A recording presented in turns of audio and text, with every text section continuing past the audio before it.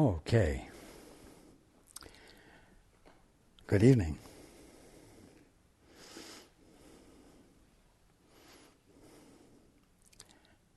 And welcome to everyone who's joining us on the internet.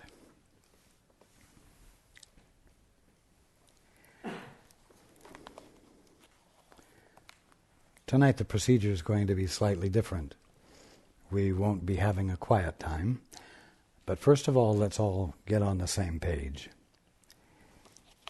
If you're in the Sparkly book, it's page 298, second full paragraph. If you're in the second edition, it's page 255, paragraph 6. If you're in the first edition, it's page 237, last full paragraph. And if you're reading from the JCIM, it's page 125, third full paragraph from the bottom. Third full paragraph from the bottom.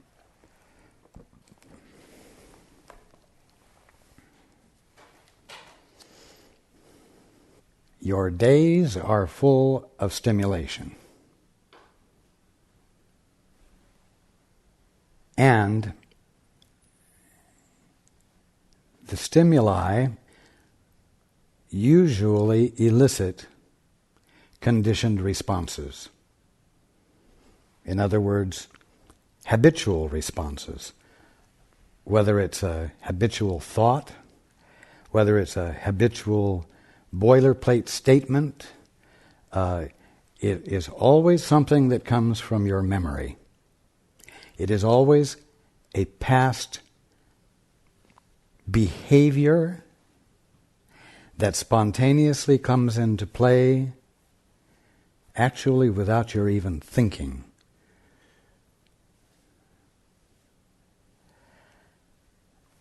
Now,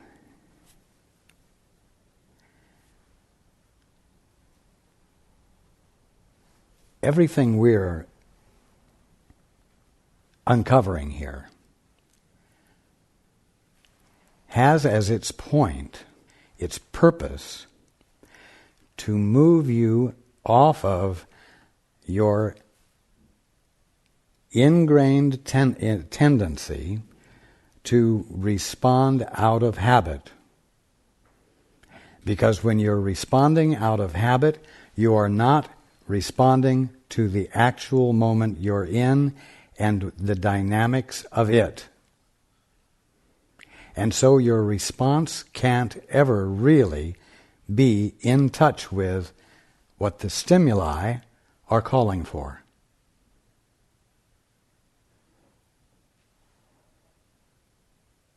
The fact is that the underlying ground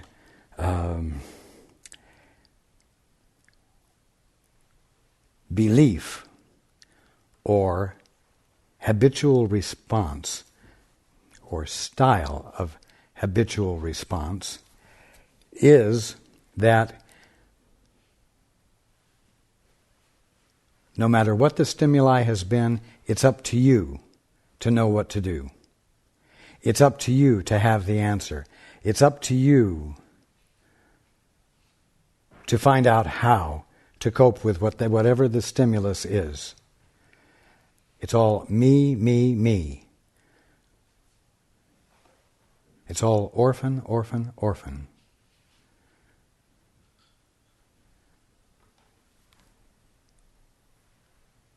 What we are in the midst of promoting transformation about is that you remember that it's not all up to you. In other words, that there's a God.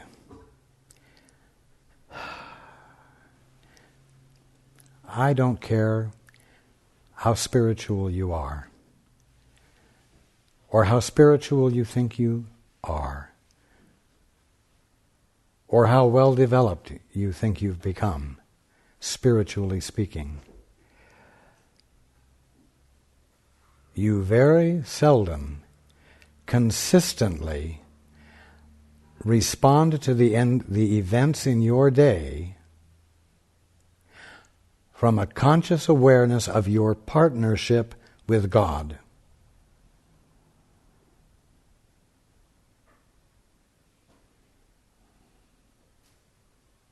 You forget there's a God. And you forget what the portent is of what God is relative to you. And so you lose, or perhaps have never experienced, the inspiration, the uplift, the enspiriting of revelation and spontaneous clarity and the ever-present support there is for you to have an experience very different from the humdrum, repetitive,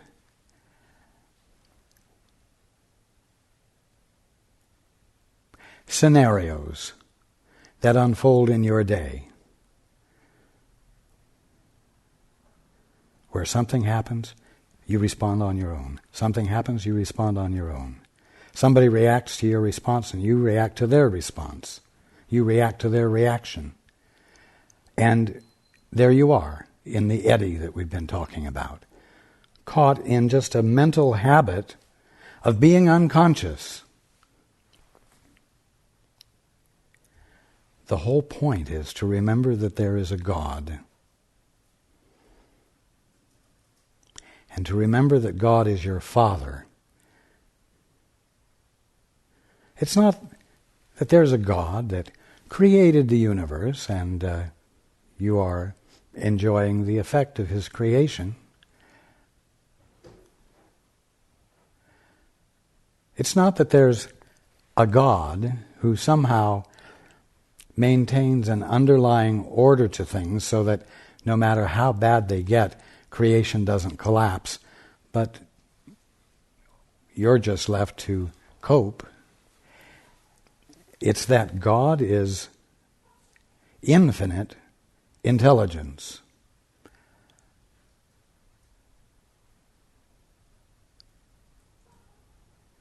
And you,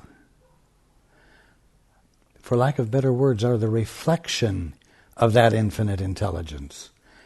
This intelligence that God is your intelligence. It's His gift to you by virtue of creating you in His image and likeness, as His offspring. It's your birthright to be experiencing the inspiration and enspiriting of this conscious experience of intelligence that goes far beyond your being able to sort and gather data from your memory banks to pull together to respond to life, because it all depends on you and how good a brain you have and how effective your synapses are and so on and so forth, you unfortunate hunk of meat.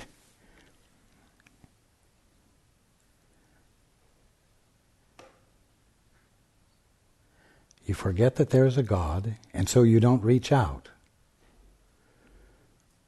And if you do reach out, it's generally a reaching out to a sort of blind God that may or may not see you, may or may not hear your plea, because He's very different from you. You're just His manifestation. You're just His effect. An effect of a movement of creation far in the past. And so in your mind, it's a hit or miss process, this reaching out to God that's called prayer.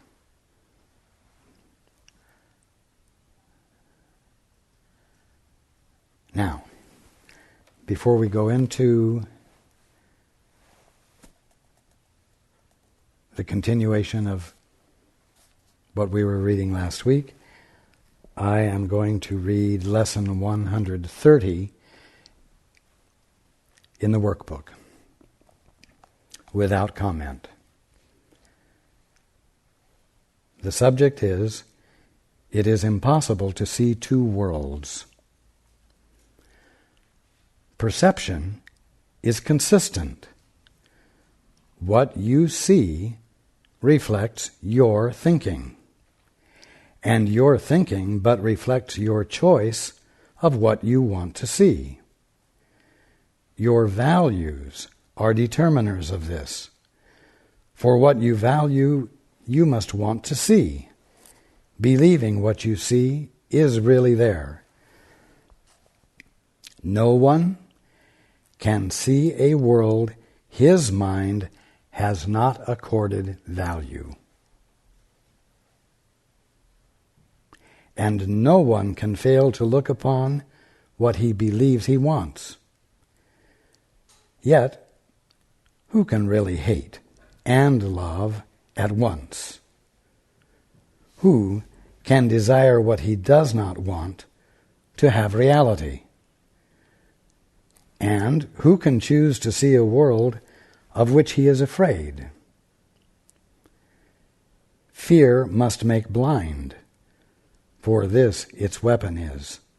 That which you fear to see, you cannot see. Love and perception thus go hand in hand.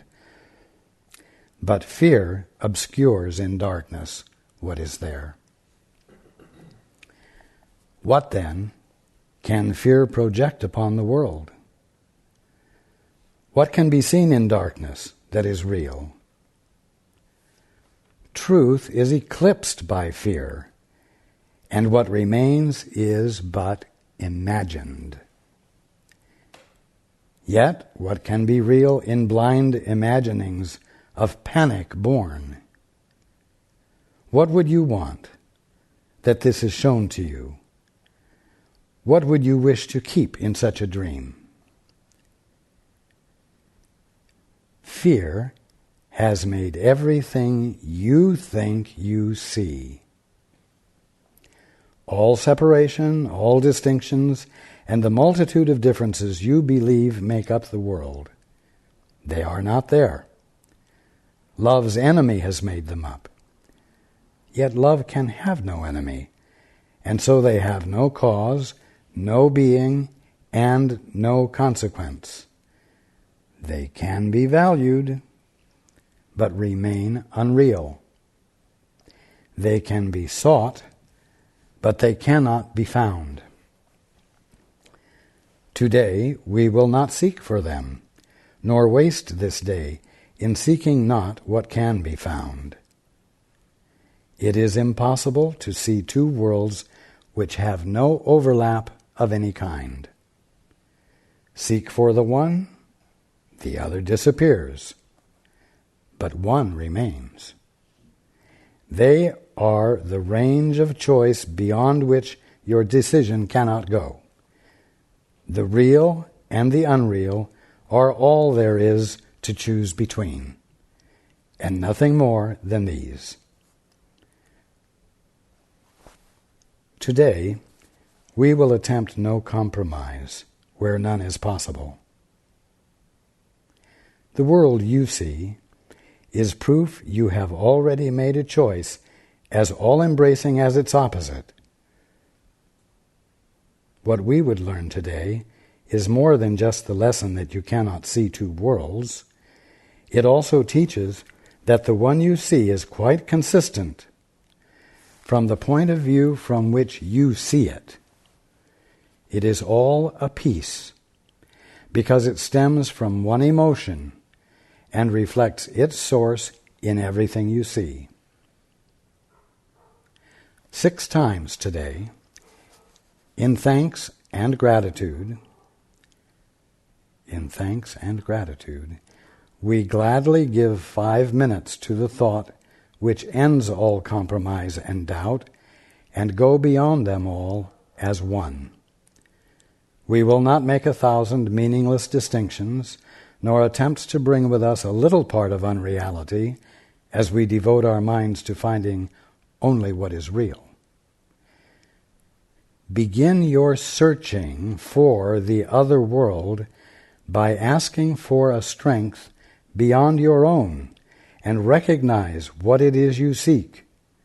You do not want illusions, and you come to these 5 minutes emptying your hands of all the petty treasures of this world. You wait for God to help you as you say, "It is impossible to see two worlds. Let me accept the strength God offers me, and see no value in this world, that I may find my freedom and deliverance." God will be there. For you have called upon the great unfailing power, who will take this giant step with you in gratitude. Nor will you fail to see his thanks expressed in tangible perception and in truth. You will not doubt what you will look upon, for though it is perception, it is not the kind of seeing that your eyes alone have ever seen before. And you will know God's strength upheld as you made this choice. Dismiss temptation easily today, whenever it arises, merely by remembering the limits on your choice, the unreal or the real, the false or true is what you see, and only what you see. Perception is consistent with your choice, and hell or heaven come to you as one or the other. Accept a little part of hell as real, and you have damned your eyes and cursed your sight, and what you will behold is hell indeed. Yet the release of heaven still remains within your range of choice, to take the place of everything that hell would show to you. All you need say to any part of hell, whatever form it takes, is simply this: it is impossible to see two worlds. I seek my freedom and deliverance, and this is not a part of what I want.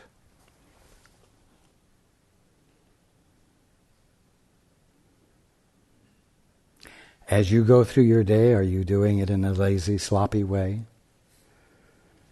Things happen that you don't like, and you say, well, that's life, and you do your best to cope with it. Or are you alert enough and unconfused enough in your own mind that you're willing to look at it and say, this is not a part of what I want?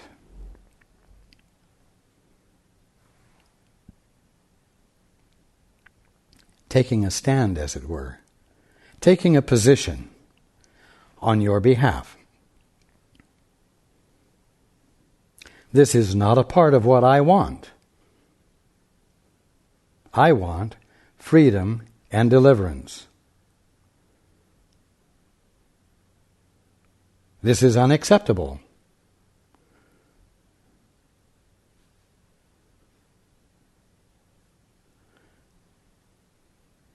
You will have the experience that you stand on the side of.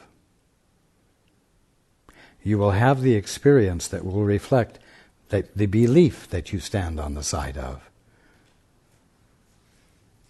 And so it calls for some self-discipline. Your experience will be as fuzzy or as clear as what you insist upon having for your experience.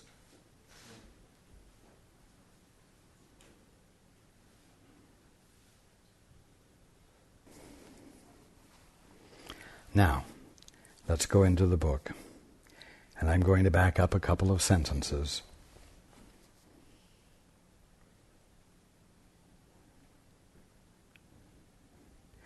The out of mind is out of sight. Because what is denied is there, but is not recognized.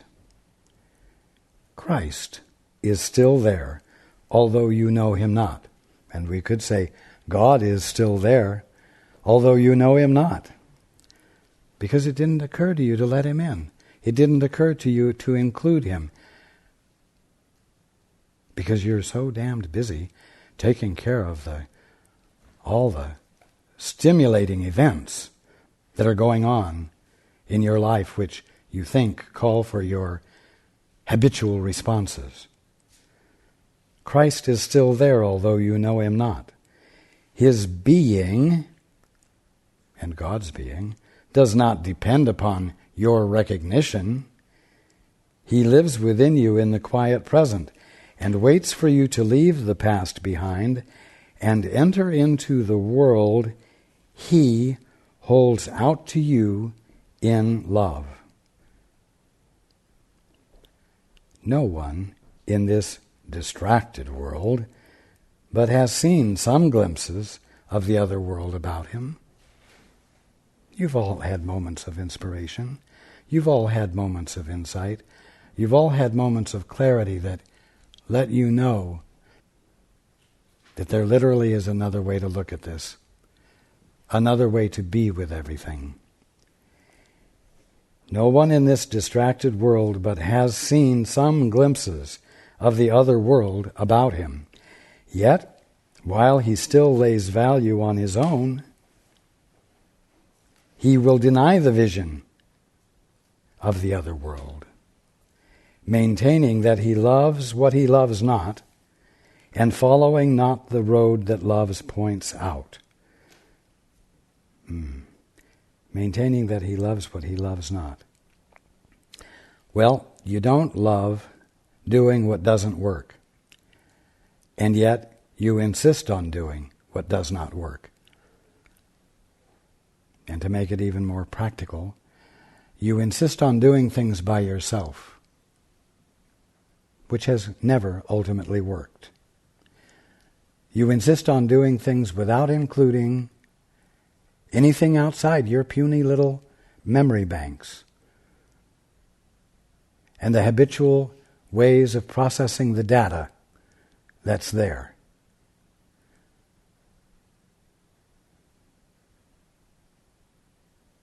Listen to this. Love leads so gladly. Now, when you're caught up in looking at everything through your particular biases and your particular interpretations that you're so absolutely sure of, and you are unwilling to gather data from anywhere outside of your memory banks,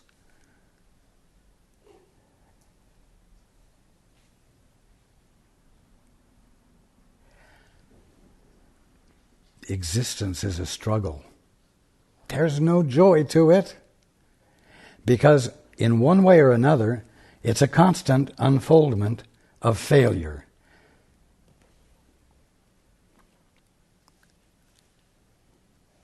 And you know that wears you down. You really do know that it wears you down and discourages you, depresses you. But you say, what can I do?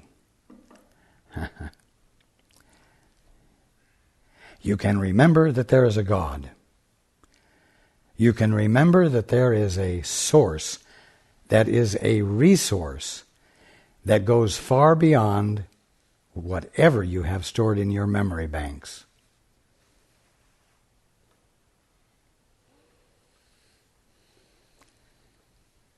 Love leads so gladly.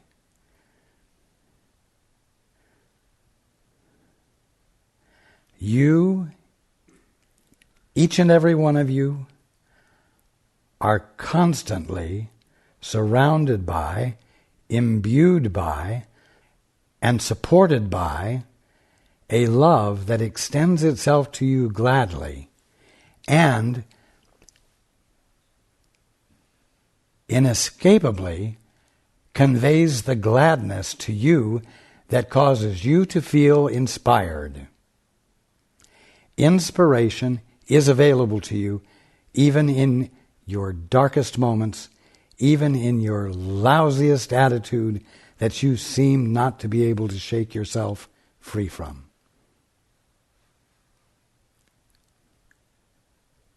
Love leads so gladly. And as you follow him, the Christ that's still there, although you know him not, and as you follow him, you will rejoice. The joy will come through. You will rejoice that you have found his company and learned of him the joyful journey home.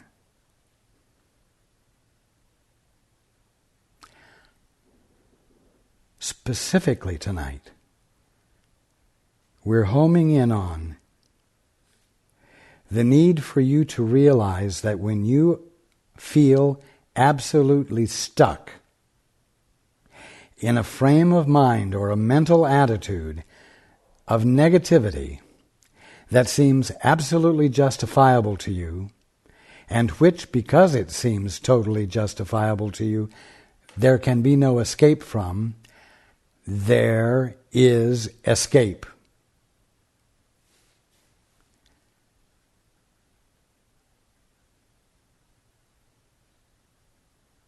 There is escape.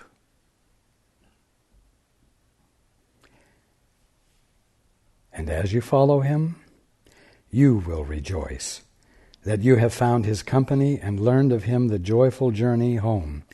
You wait, but for yourself,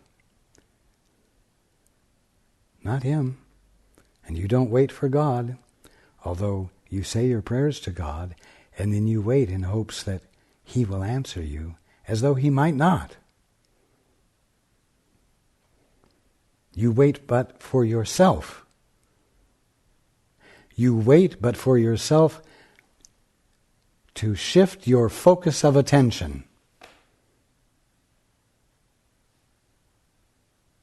from the past to the now, from memory to the little gap, the place of silence in you, where you are not confirming and reconfirming old bad habits and old thinking processes that accomplish nothing and keep you in a repetitive state of failure.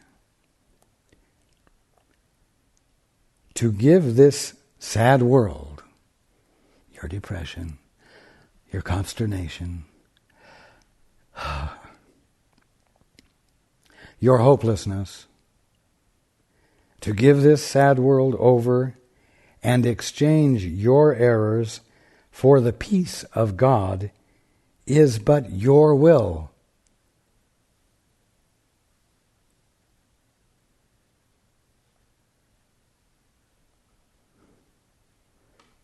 Or to hold on to this sad world and mull it over and sit on the pity potty is but your will. But it isn't the will that's established in your being. It's a will that's established in sloppy, bad mental habits.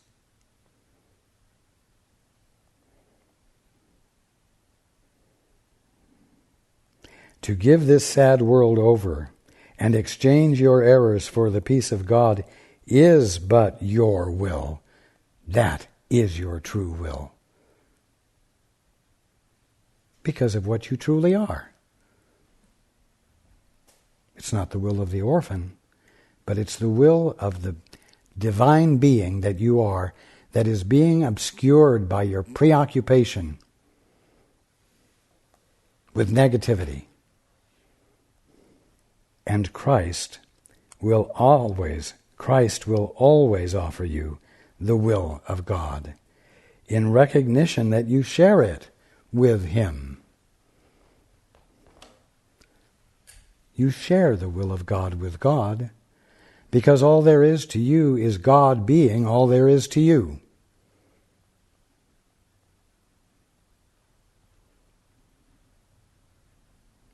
But you've got to remember this. Right in the middle of your stimulating day and your habit of responding out of habit, out of the past, out of your memory, out of what you are so independently confident about, without ever asking for a second opinion,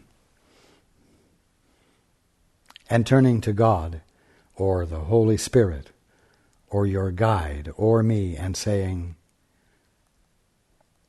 how else could I be seeing this? I need a second perspective. And I want a perspective that reflects the truth, not beliefs.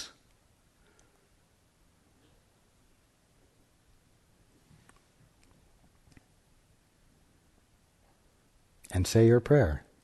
I wish to see and experience everything through your vision, which is your gift to me from God. Ask me to share my vision with you, because that is what I'm here for, not just on Saturday nights, but every moment of your day. Start engaging with me more consistently. Start asking for me to share my vision so that you might look at everything through it. Why? Because it's your birthright to be seeing everything that way, and not to be confused, and not to be depressed, and not to be caught in a repetitive eddy.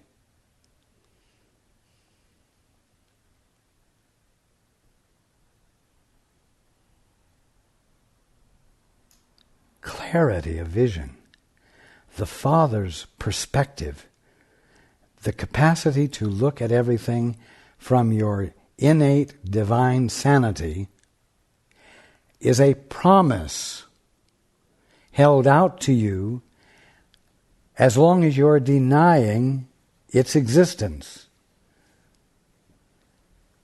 It is an unfailing promise that stands there to be implemented or activated by your conscious choice to access it in favor of or in place of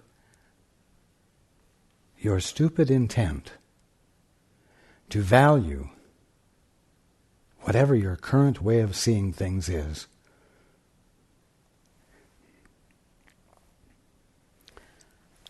Now, it certainly is my hope that you don't just tune in on Saturday nights and listen for a little bit of inspiring stimulation, and then perhaps draw from it occasionally. It's my hope that when you become discouraged for whatever reason, you'll pick up this book and read what we've been talking about. You need the support when your strong habits are in full force. You need to be able to sit down and read something like this. It is God's will that nothing touch His Son except Himself, and nothing else comes nigh unto Him. Now you're likely to read that and say, well, that sure as hell isn't my experience. But the fact is that you've read it, and there's something that you now are aware of that contradicts what you're so sure of. And you need that reminder to be present at the same time that you are out of habit reinforcing your negative frame of mind or your independent stance that necessarily means that your experience cannot be the fullness of fulfillment. It is God's will that nothing touch His Son except Himself, and nothing else comes nigh unto Him. He is as safe from pain as God Himself. Why? What ultimately could cause you to be as safe from pain as God Himself? Well, the very simple fact that all there is to you is what God is being of Himself right there where you are.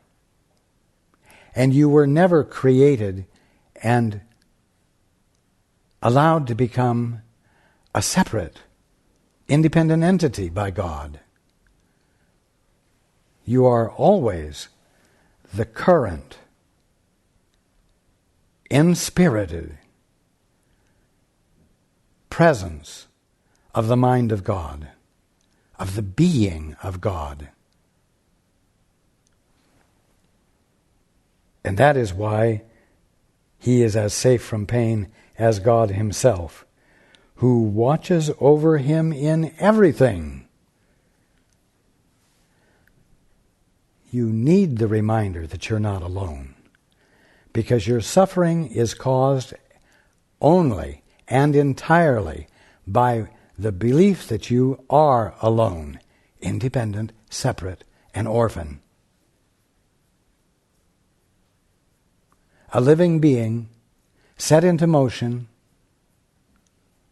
and left to fend for itself, all by itself.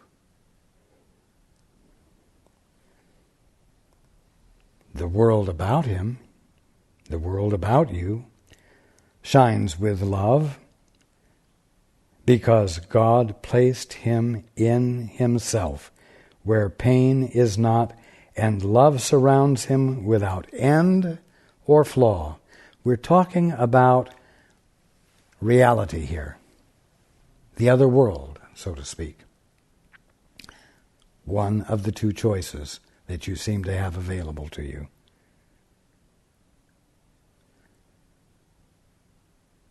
When you seem to be confronted with the other world of pain and sorrow,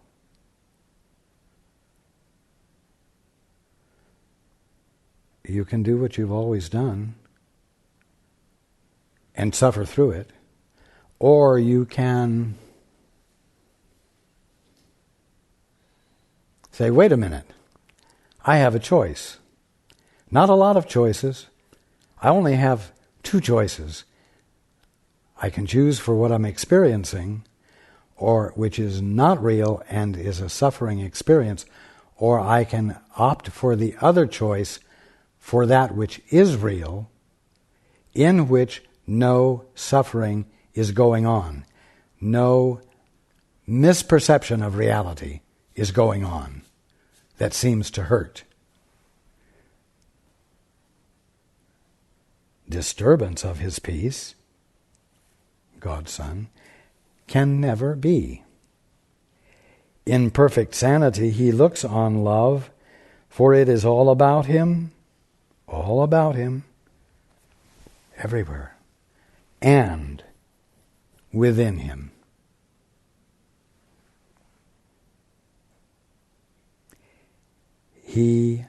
You must deny the world of pain the instant he perceives the arms of love around him.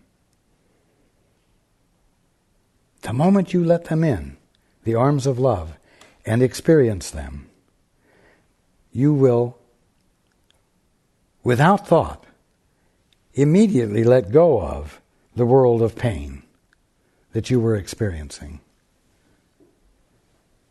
Because you will have experienced the other option, the other choice. And you cannot see two worlds at the same time. It's black or white. That's how simple it is. And that's how absolute it is. But it boils down to you're making a choice. He must deny the world of pain the instant he perceives the arms of love around him. And from this point of safety, you, looks quietly about him and recognizes that the world is one with him, is one with him. Continuous. Not segregated, not separated into this, that, and the other thing that are different from you.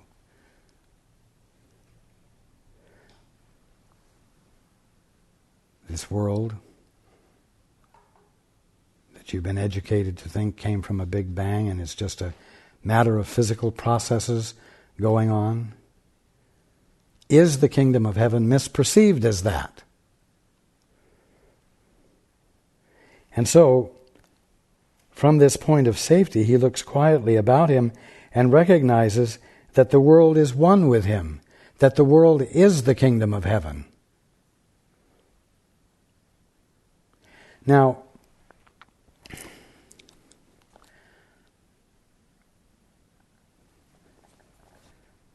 this book uncovers error for what it is, and it illuminates the truth. In the process of uncovering error, it can begin to look as though you and your thinking are responsible for all of your bad fortune, your suffering, your illness, your distress, and so on. And it can seem to call for you to get a better hold on your mind. In other words, a call for the orphan to become more efficient in the proper use of his mind or her mind. And this can create a tremendous burden. And you say, oh, well, it's in the course. And so this burden must be appropriate, and I must endure it. And all the time that you're going down this fantasy lane, you're forgetting one thing. There is a God. You see, the orphan has been so used to solving its own problems, and it has been taught that it's up to him or her to do all of the problem solving, and to find ways to do it better and better, which has never solved the dilemma of being an orphan.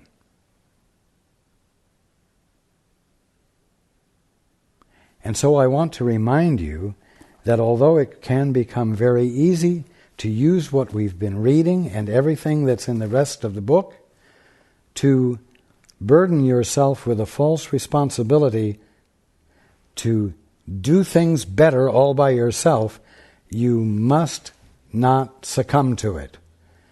You must not forget that the whole point is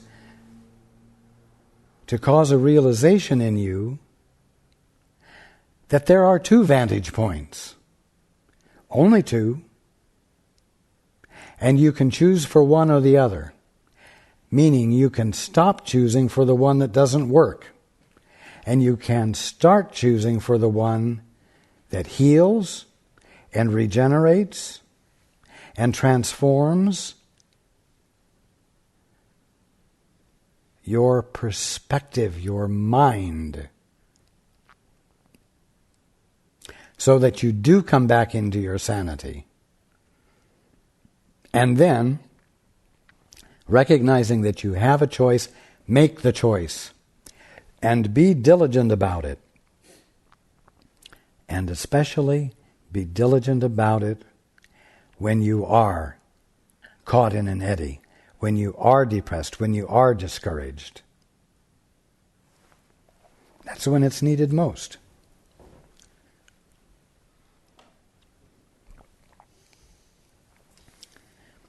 And that's when you feel least like doing it.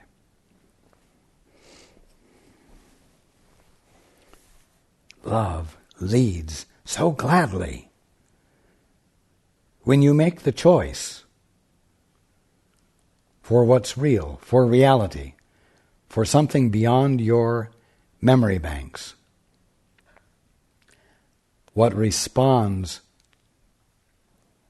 is love that leads gladly, and as I said, embraces you and imbues you with the experience of that gladness, causing you to be inspired in spite of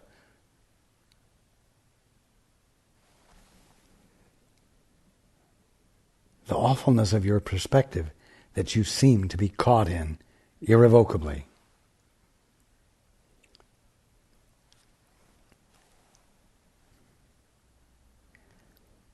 When you are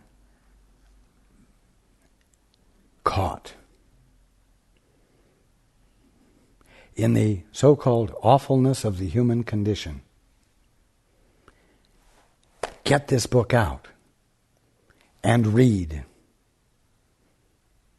so that even though it seems to you in your current mental frame of mind that what you're reading is the furthest thing from the truth, because you know what the truth is, and it's the awfulness of the human condition, you are confronted with an intelligently expressed alternative point of view that makes it easier for you not to believe that your current point of view is the only point of view and absolutely valid. Because that's the way you undo the commitment that you're bringing to your loving, to hold to, and affirm and reconfirm your awful negative frame of mind.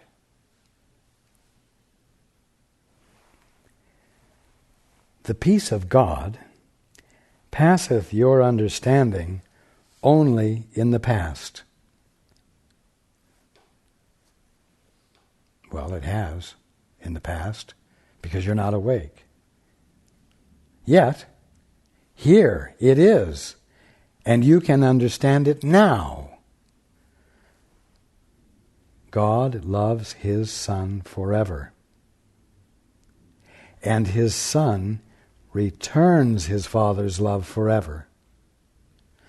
But His Son does not return His Father's love until He lets His Father in, until He lets the awareness that He has a Father be present in His mind.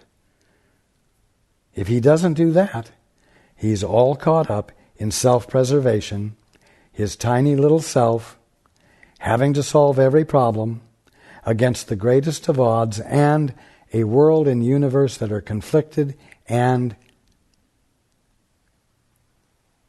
tends to cause suffering and ultimately death.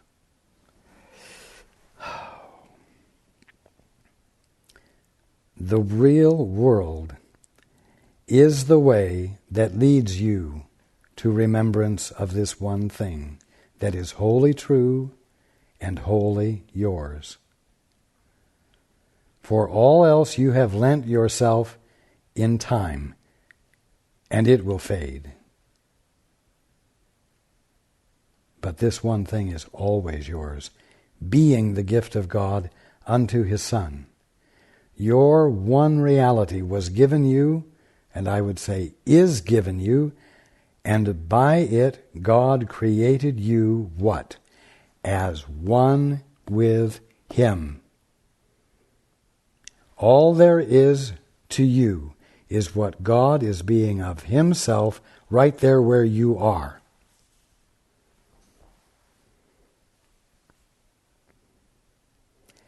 You will first dream of peace and then awaken to it.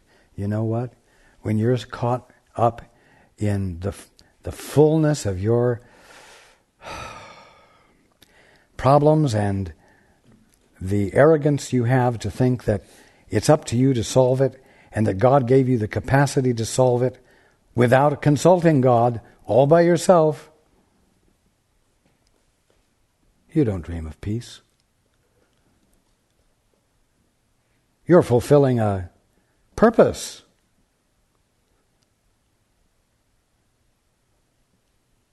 Which is to your credit to fulfill, or will be supposedly. And you don't dream of peace. You dream of conflict and surmounting it. You're on a crusade, and you're loving it, because you know right will win out. You will first dream of peace and then awaken to it. Your first exchange of what you made for what you want is the exchange of nightmares for the happy dreams of love. In these lie your true perceptions, for the Holy Spirit, that which is nothing more than your right mind, corrects the world of dreams where all perception is. Knowledge needs no correction. Yet the dreams of love lead unto knowledge. In them you see nothing fearful, and because of this they are the welcome that you offer knowledge.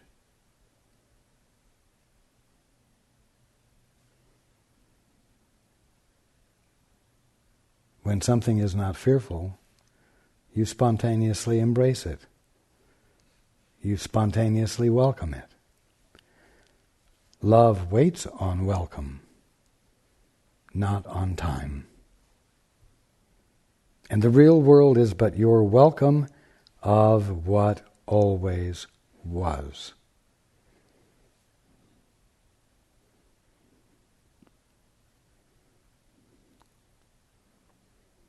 Therefore, the call of joy is in it, and your glad response is your awakening to what you have not lost. Praise, then, the Father for the perfect sanity of His most holy Son, meaning yours.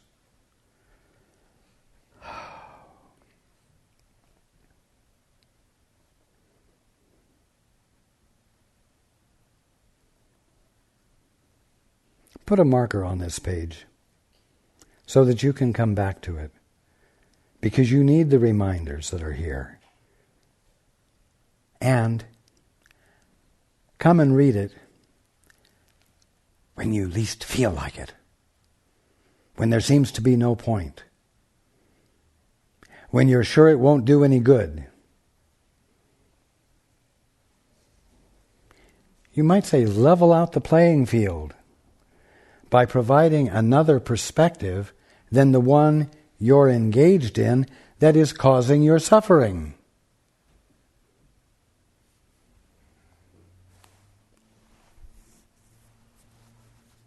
Your Father knoweth that you have need of nothing.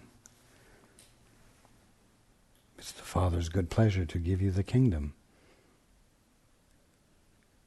And that's what God, being Himself right where you are, as what appears to be you, is. It's you having the kingdom. Your Father knoweth that you have need of nothing. In heaven this is so, for what could you need in eternity? In your world, the one you made up, you do need things because it is a world of scarcity in which you find yourself because you are lacking. Yet, can you find yourself in such a world?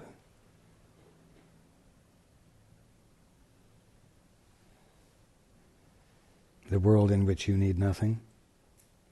Without the Holy Spirit, the answer would be no.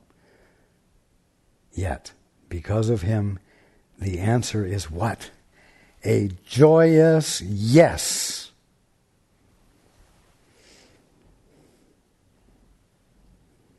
Not just a matter-of-fact, so be it sort of thing.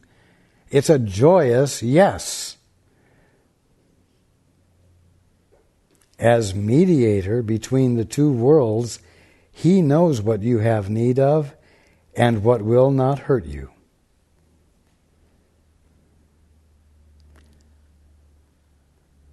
And again, you've got to remember that the Holy Spirit is nothing more than your right mind.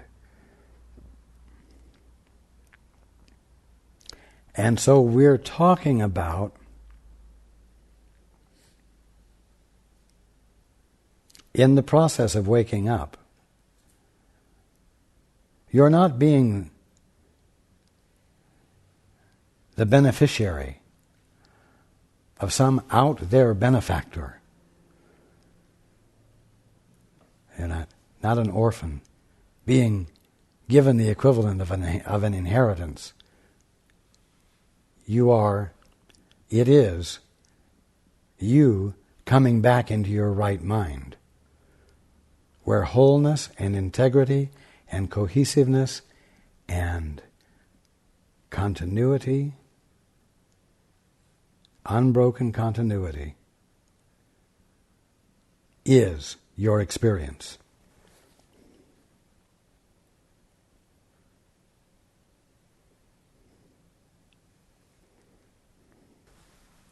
Now, there are many of you who have during the last few weeks been caught in an eddy of negativity, in a circular thought pattern in which you have been incapable of experiencing insight or revelation or the infilling of the Spirit, where it has seemed to be impossible to have any lift, any reason to experience the slightest bit of joy, or even, let's just say, pleasantness.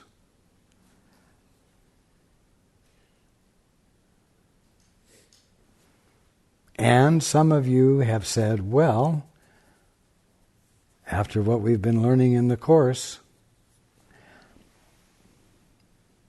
my orphanhood must be in full blossom. And what can I expect? And there's so much about my thinking that is wrong, that I don't even know of, that it's going to be impossible for me to get out of this eddy. And you use what we've been reading to justify staying stuck.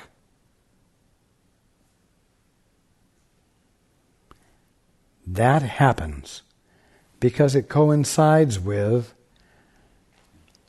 your lifelong habit that you've been raised to believe that everything is up to you and that you are independent and that you do have intelligence of your own and you do have capacities that it's up to you to exercise. And not only that, if you have to lean on someone else, that is insulting.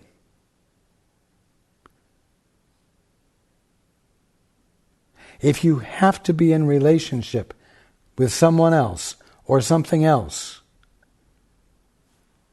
and let's say, let there be shared responsibility for getting out of the problem,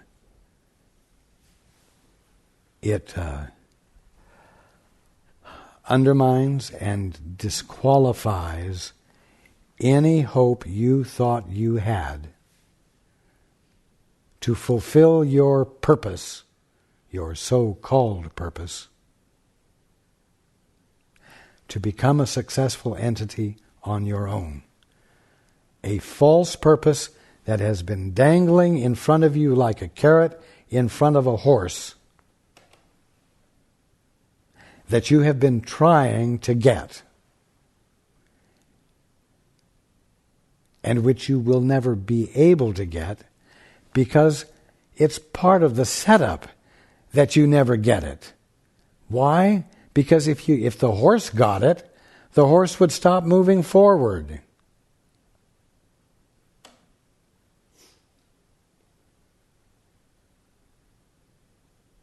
And so the paraphernalia is set up so that the horse can't get it, but it will be just out of range so that it feels like it's worth trying for.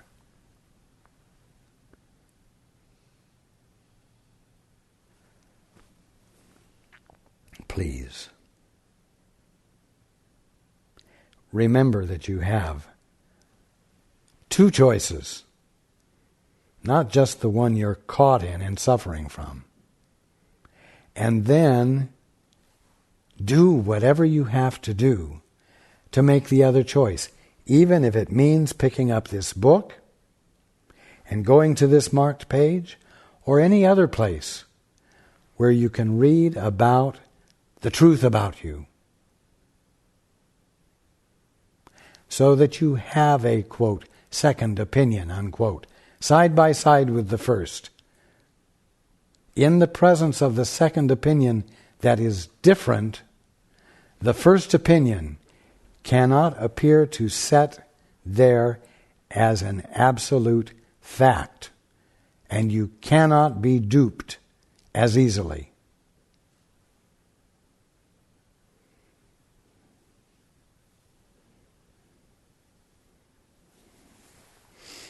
Okay.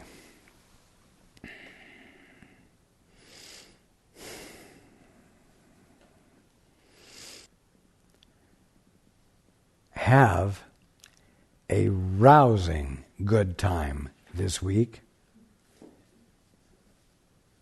challenging your habitual thinking, not by doing anything to it, but by opting for giving your attention to and letting in a second opinion, the other point of view, in whatever way works.